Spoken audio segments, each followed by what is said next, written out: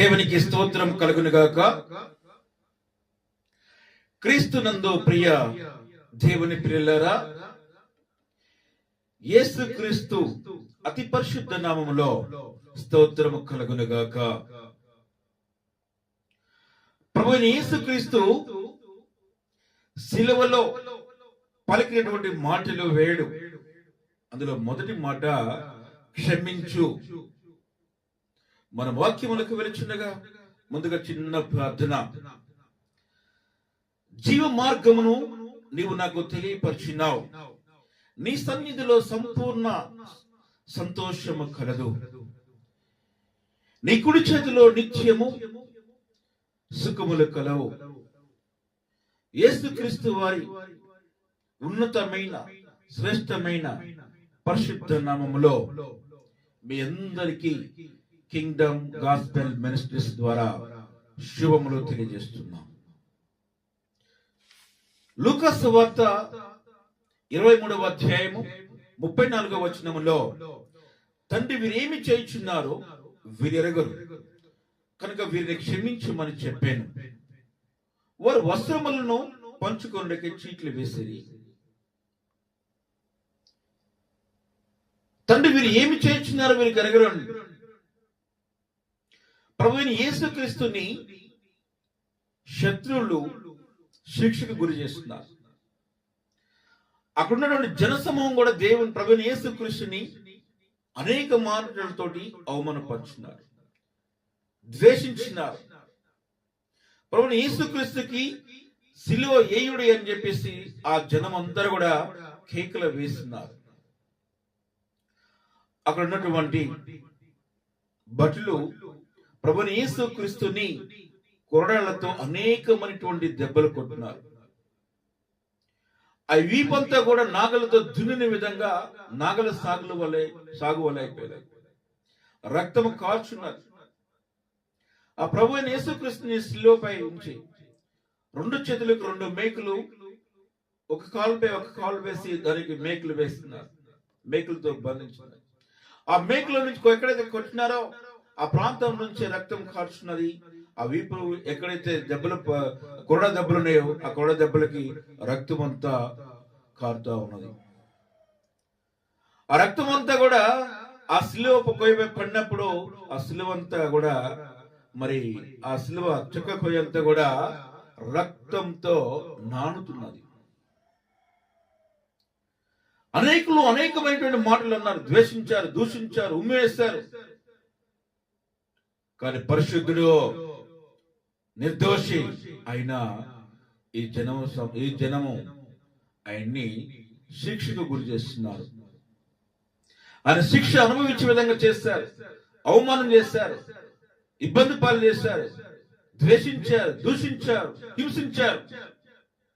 ఆయన ప్రభు మరి ఏమి చేస్తున్నారో తండ్రి, వీరు ఏమి వెరగరని, వీరికి ఏం తెలియదని, వీళ్ళు క్షమించమని తన యొక్క శక్తినంతా కూడబెట్టుకొని తన తండ్రికి ఆకాశం వైపు చూస్తూ ప్రార్థన చేశాడు. ప్రేమైన దేవుని బిడ్డలారా, ఎన్ని బాధలున్నప్పటికీ, ఎన్ని మాటలు దూషించినప్పటికీ, మరి సిలువ వేసినప్పటికీ, తనకు గాయపరిచినప్పటికీ, రక్తం వచ్చే విధంగా చేసినప్పటికీ కూడా ప్రభువైన యేసుక్రీస్తు ఎవరైతే మరి విధమైనటువంటి చేస్తున్నారో, నైనా వీరికి ఏమి తెలియదు, వీళ్ళు క్షమించమని తన తండ్రికి ఆకాశం వైపు తల పైకైతే ప్రార్థన చేయడం జరిగింది. ఆ మాదిరిగా మనం జీవించాలి. ప్రభువైన యేసుక్రీస్తు మాదిరిగా మనము జీవించాలి. క్షమించడం అనేది ఒక మంచి గుణం. మనం కూడా దేవుని మాదిరిగా ఎవరైతే మనం ద్వేషిస్తారో, ఎవరైతే మనం దూషిస్తారో, ఎవరైతే మనం అవమానపరుస్తారో, ఎవరైతే మనని అనేక మాటలతో అంటారో, లేదంటే మనల్ని కొడతారో, వారిని కూడా మన దేవుడు ఎట్లయితే క్షమించిండో మనం కూడా అంత గొప్ప మనసు ఉండి క్షమించేటువంటి ఒక గొప్ప గుణం కలిగి ఉండాలి. దేవుని ప్రేమ అనేది ద్వేషాన్ని జయిస్తుంది. మనం ప్రేమ కలిగి ఉండి మనం ఇతరుల్ని ప్రేమించగలిగి ఉన్నప్పుడు ఎవరు ఎంతమందిని ఎందుకు ద్వేషించినా, దూషించినా, హింసించినా, బాధ పెట్టే విధంగా చేసినా, మన హృదయాన్ని బాధ కలిగే విధంగా చేసినా, మనలో ఒక ప్రేమ ఉండాలి. ఏ ప్రేమ ఉండాలి? ప్రభువుని యేసుక్రీస్తు మాదిరి కలిగినటువంటి ప్రేమ ఉండాలి. ఆ ప్రేమ ఉంటే ఎంతటి వాడినైనా సరే మనము ఆ ప్రేమతోటి ద్వేషించేవాడిని, దూషించేవాడిని మనము ప్రేమిస్తాము.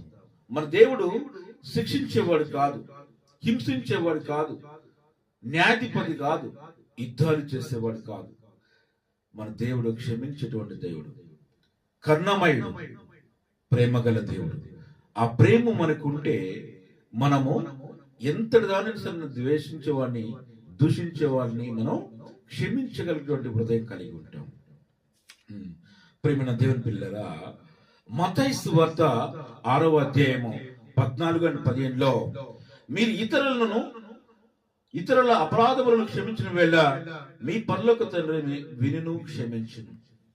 ఎవరైతే మరి ఇతరుల యొక్క తప్పులను మీరు క్షమించినట్లయితే, ఎవరైతే మిమ్మల్ని బాధిస్తున్నారో, మరి మిమ్మల్ని ఇబ్బంది పెడుతున్నారో, మరి మిమ్మల్ని క్షమించమని ప్రధాయపడినప్పుడు మీరు వారి యొక్క తప్పులను క్షమించిన వేళ మీ పరలోక తండ్రి మరి మన కూడా మనం చేసిన పాపములు ఏమిటో వాటిని క్షమిస్తాడు అని దీని అర్థం. ప్రేమైన దేవుని పిల్లరా, మొదటి యోహాను సువార్త 1వ అధ్యాయము 9వ వచనంలో మనము మన పాపములను ఒప్పుకొని వెళ్ళ ఆయన విశ్వాసము గలవాడై నీతిమంతుడై మన పాపములు క్షమించి శుద్ధి చేయును. మనం ఎక్కడైతే పాపములు చేస్తామో మన పాపములను మన్నించువని దేవుని యందు పశ్చాత్తాపపడి మన పాపములను మన్నించే విధంగా మన ప్రార్థన చేస్తాం. మన ప్రార్థన దేవుడు ఆలకిస్తాడు. మన పాపములను మన్నించబడతాం మన పశ్చాత్తాపం కలిగి ఉన్నప్పుడు. అలాగే నీతివంతుడే మన పాపములను క్షమించి శుద్ధి చేస్తాడు. నీ పాపములు ఎప్పుడైతే చేస్తావో, దేవునికి వ్యతిరేకంగా ఎక్కడైతే ఉంటావో, నీ పాపములు మన్నించవని నీవు పశ్చాత్తాపడితే ఆ దేవుడు నీ పాపములను మన్నించబడతాడు. నీ పాపములన్నిటిని కూడా మరి తీసివేస్తాడు, క్షమించేటటువంటి దేవుడు. లూకా సువార్త 15వ అధ్యాయము 11-24లో ఉన్నటువంటి సారాంశం ఏంటంటే తప్పుపడిన కుమారుడి యొక్క విషయం. ఒక తండ్రికి 2 కుమారులు ఉన్నారు. 2 కుమారులలో చిన్న కుమారుడు తనకున్న రావాల్సినటువంటి వాటా కావాలని తండ్రితో గొడవ పెడతాడు. మరి గొడవపడి తనకు రావాల్సిన వాటాతో తీసుకొని మరి ఇతరుల పట్టణములకు వెళ్ళి ఆ పట్టణంలో వ్యాపారం పెట్టి నష్టపోతాడు, అనేకమైనటువంటి ఇబ్బందులు పడతాడు. అయినా మళ్ళీ నా తండ్రి నన్ను శిక్షించేవాడు కాదు, ప్రేమించేవాడు, నన్ను క్షమిస్తాడని చెప్పేసి నమ్మకంతో మళ్ళీ తిరిగి వచ్చాడు. నన్ను క్షమించు నానా, నువ్వు నీకు వ్యతిరేకంగా నాకు రావాల్సిన వాటా కావాలని నీ మీద గొడవ పడి మరీ తీసుకొని వెళ్ళాను. కానీ పెట్టిన వ్యాపారములో నష్టపోయానన్నా, నన్ను క్షమించి ఉన్నప్పుడు తండ్రి ఇదిగో నిన్ను క్షమిస్తున్నానని చెప్పి ఆ కొడుకుని కౌగులించుకొని మళ్ళీ తన ఇంట్లో ఉంచి అనేకమైనటువంటి విషయాల్లో ఆయనకి మళ్ళీ సహాయం చేస్తూ ఉంటాడు. ప్రియమైన దేవుని బిడ్డలారా, యాకోబు 1వ అధ్యాయం 22వ వచనములో వాక్యము వినువారే మాత్రమే కాక దాన్ని చేయువారు.